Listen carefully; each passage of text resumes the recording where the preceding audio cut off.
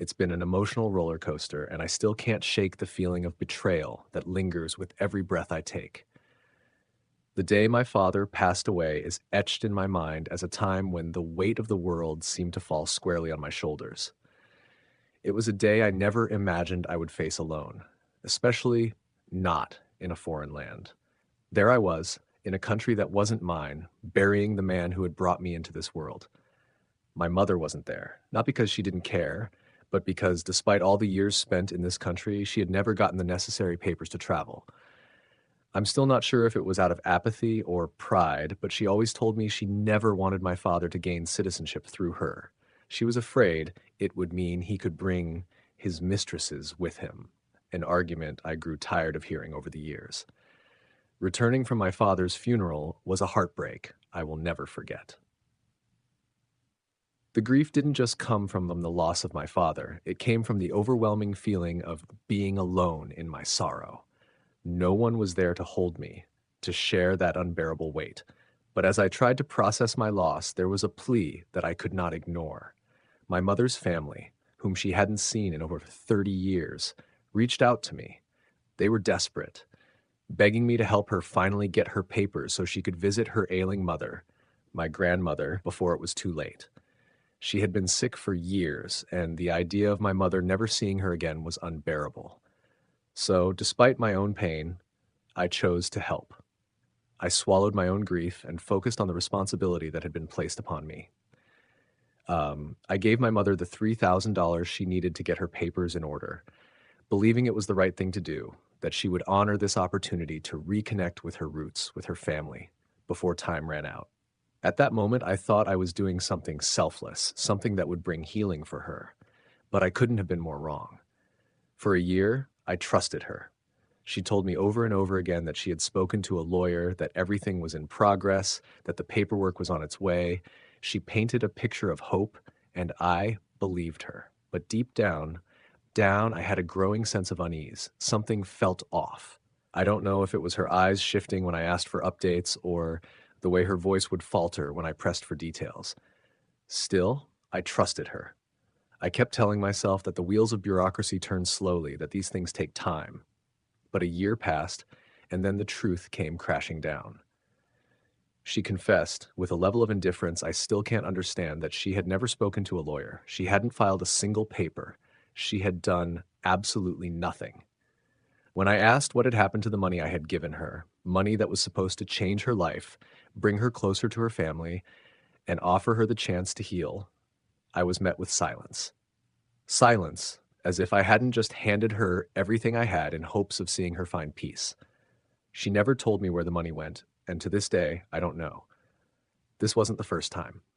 No, this was the third time I had trusted her with money for her papers. The first time, I had given her $2,000. The second time, another sum, all with the promise that this time, for sure, she would get things done. Each time, she assured me, it's all in progress, but there was nothing to show for it. And now, after everything, I'm left with nothing but this hollow feeling of betrayal, the weight of broken promises, and a mother who, instead of supporting me, continues to lie to my face. I don't know what to feel anymore. Am I angry? Of course, but more than anything, I'm heartbroken. Heartbroken that the woman I trusted most could turn a blind eye to my needs, to my sacrifices, and continue to make promises she had no intention of keeping. And yet, I still want to believe that she cares.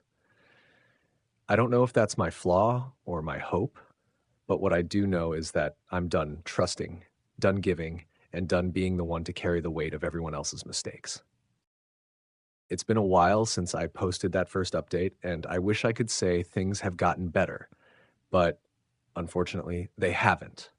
If anything, they've only gotten more complicated, and I'm still left in this limbo of confusion, anger, and sorrow. After I confronted my mom about the $3,000 and her lies, I thought she might actually start to take responsibility. I thought maybe, just maybe, she would finally open up and admit what had happened. But instead, she went into full denial mode. She kept saying she didn't know where the money went, that she had been dealing with some personal issues and just hadn't gotten around to it. Every excuse imaginable, but never any real answers. I tried to be patient, tried to let it go, but each time I looked at her, The resentment started to build up again. How could she do this to me after everything I've already been through? But then something strange happened. One day, out of nowhere, she told me she was thinking about seeing a lawyer for her papers. My immediate reaction was a mix of disbelief and frustration. It was like she thought I'd just forget everything that had happened, or that I would somehow be tricked into thinking this was real progress. But I didn't buy it anymore. I decided I was done waiting for her to fix things. I reached out to the lawyer myself, gathered all the information I could, and started the process without her. I didn't tell her at first because I wanted to see if she would take any initiative on her own. But as the weeks passed and I still didn't hear anything from her, I knew I had to take action. I couldn't keep waiting for someone who wasn't even trying. When I finally did tell her what I was doing, she was furious. Furious that I had taken control of the situation. She claimed I was stepping over boundaries and that I shouldn't have made decisions for her. Honestly, the nerve. I had given her so much time, money, and patience, and now she was upset because I did what needed to be done. It was infuriating.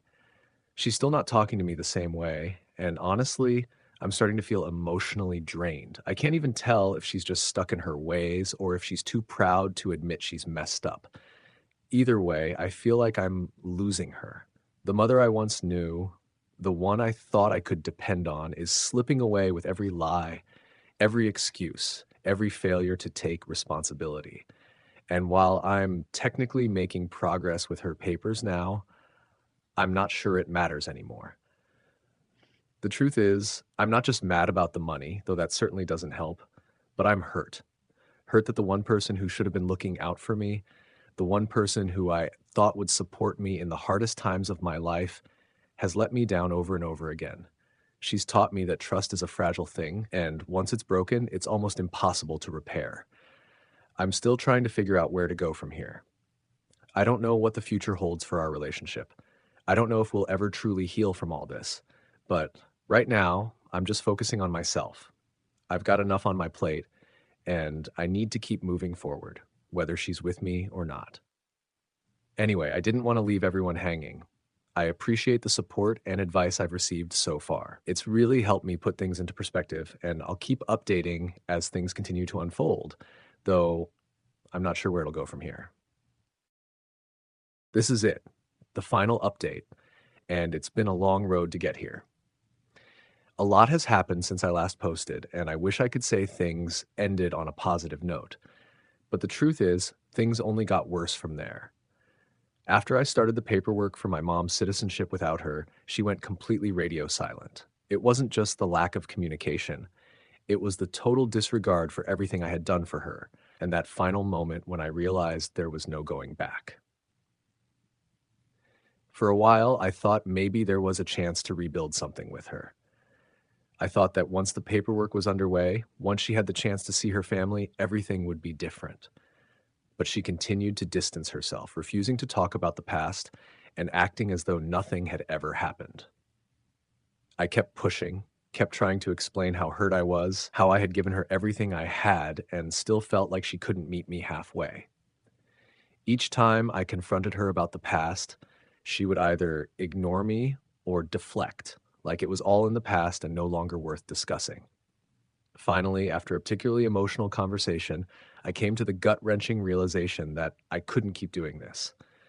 I couldn't keep pouring myself into someone who was never going to be there for me in the way I needed. It wasn't just about the money anymore.